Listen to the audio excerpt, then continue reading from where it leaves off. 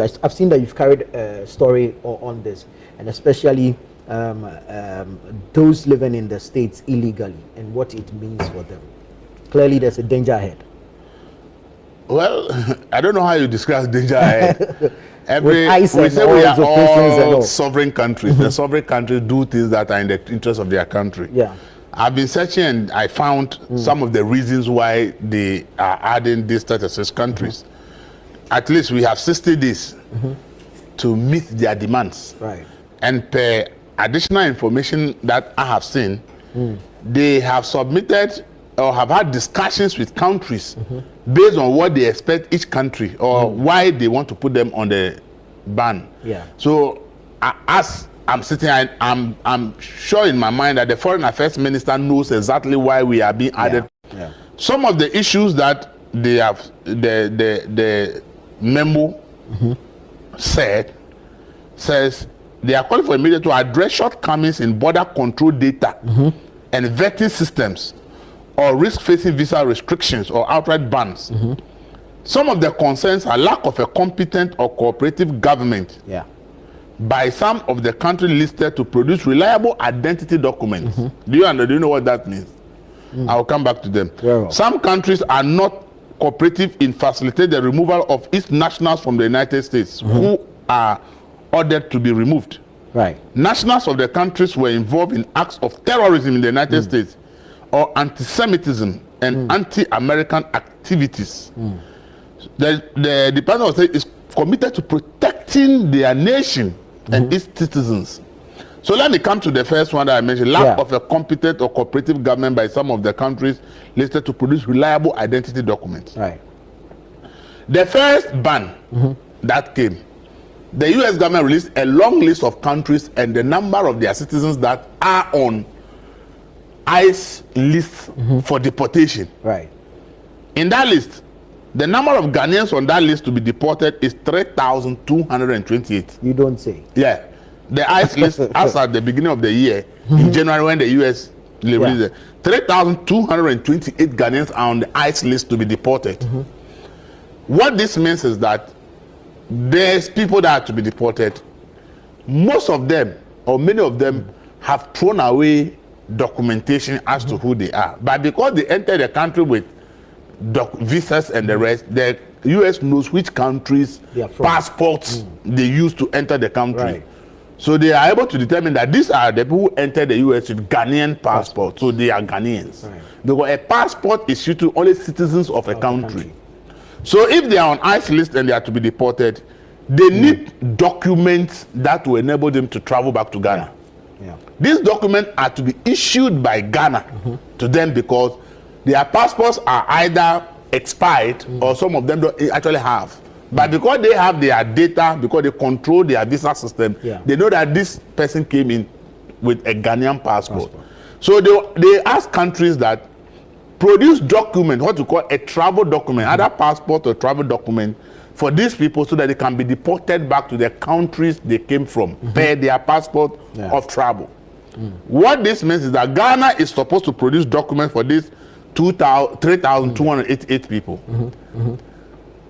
The suspicion I have is that Ghana is refusing to produce the documents for these people to enable America to deport them. Because as a country, we also have the right to say we will not provide a document. Right.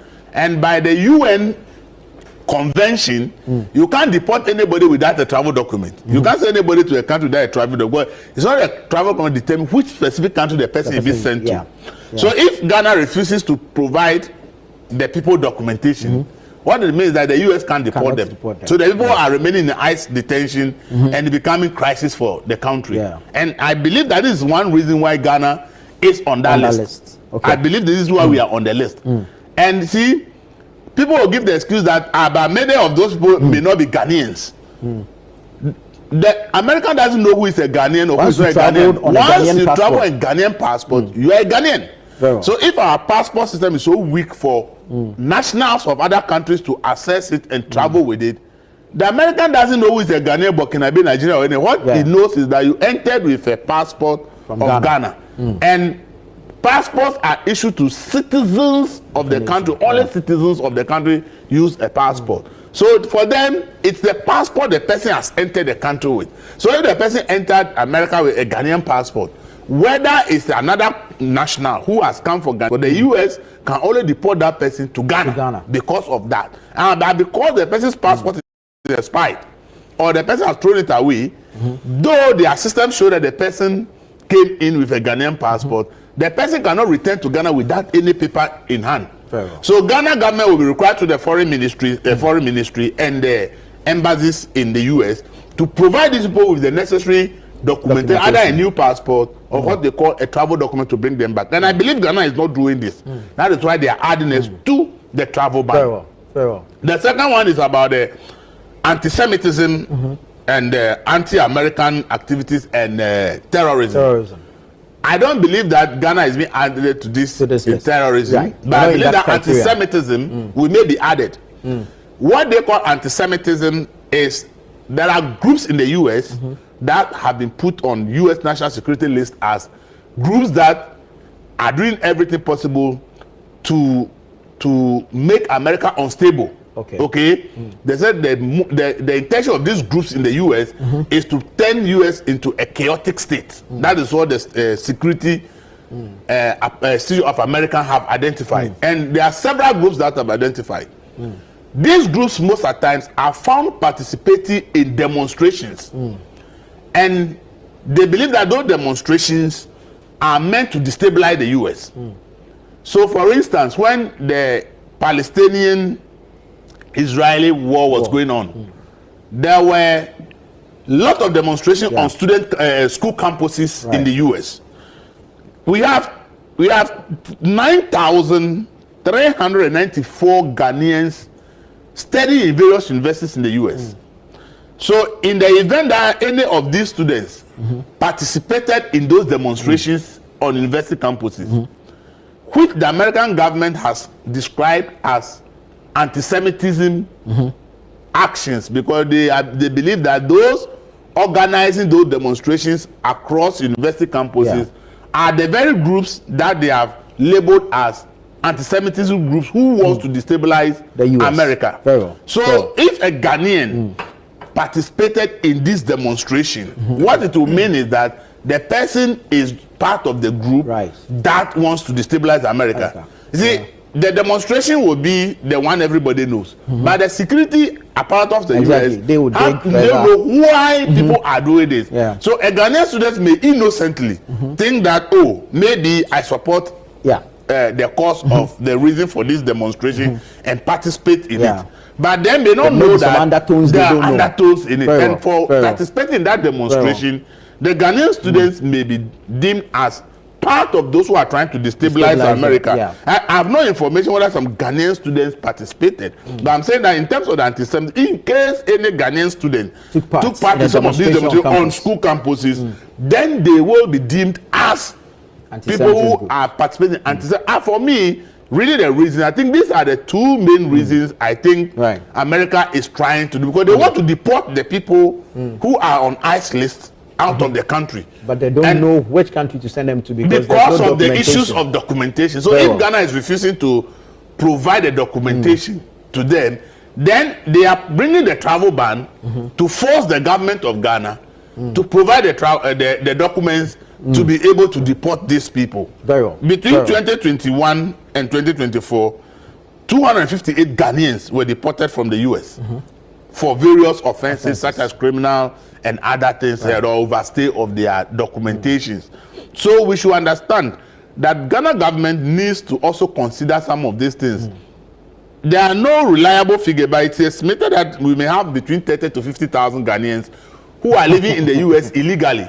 We have those who are living legally amounting to almost 300,000 in the US currently. But it is expected that, or it's estimated that there are about 30 to 50,000 who are living there illegally. In the US, you can live there illegally for 20 years if you don't have problem with the law for them to find out what's your documentation. There are many people who are living in the US who don't have any document. But until you have problem with the law, nobody is going to deal with you. But the Trump administration has brought in further stringent measures until the Trump administration came in and brought in this new demand of wherever you are going, carry your documentation around. it was not there. So you can be in the US for 10, 15, 20 years, 30 years, and you have no documentation because nobody is going to meet you on the street and ask you of your document. That per the new directive of this Trump administration, for people to carry their documentation. Law means that if you are met in town, any immigration official can ask you your citizen or your document, whether you are legally. Thank you all very much for staying with us till now. We are grateful for your company every now and then. And thanks for your support, for watching, sharing and liking our videos. Anytime you see our contents pop up on the YouTube platform, we are most grateful. So the Trump administration has given 36 countries 60 days ultimatum to take some measures concerning their citizens staying in the US. If not, their visas will be restricted or banned. In this case, no citizen of these countries, mostly African countries, will be able to travel to the US or will find it very difficult when traveling to the US. So our leaders, mostly African leaders, have 60 days to respond. And a lot of people have different views concerning this, restrictions or announcements when it came. But I am someone who is very proud of the Trump administration. And I'm very happy how he, esteems his country more than every other thing, and how his policy of America first, he goes about it. Because if African nations are going to take a cue from Trump, I believe Africa will be a better place than it is now. I know we have a lot of great leaders in Africa. Talk about Ibrahim Traore, who have made Burkina Faso a priority, has laid down his life for his country. I believe that this is a cue we have to take and not allow citizens of other countries take undue advantage of our nations. For instance, in Ghana, the Chinese, who are not due citizens of Ghana, have flooded the country's, small towns, destroying major rivers, major forest reserves of the country. And it seems as though nothing can be done about it. I don't believe these things can happen in Burkina Faso. I don't believe these actions or these misbehaviors can happen in US. And so we may not be happy with Trump's instructions to the African countries, his certain actions and certain comments towards Africa. But I believe that we can take a cue from how he handles the economy. You can see that there is a precedent in this country. You can't come and fool here. You can't come and misbehave here. What these Chinese people are doing to the rivers, major rivers in Ghana, they dare not to even think about it. To go and do that in the US, it can never happen. So why in Africa? Why in Ghana? It is a wake-up call for our African leaders to always take cues from these leaders. Take the countries that you have been entrusted with, take it into your hands and control and handle the country diligently, boldly, restricting and resisting every citizen and every other person who tries to, destroy the country. and make it a better place than you came to meet it during your administration. Thank you so very much for joining us, for sticking with us again and again and again until we meet again in our next discussions. Peace out. The US. Thank you, Elvis.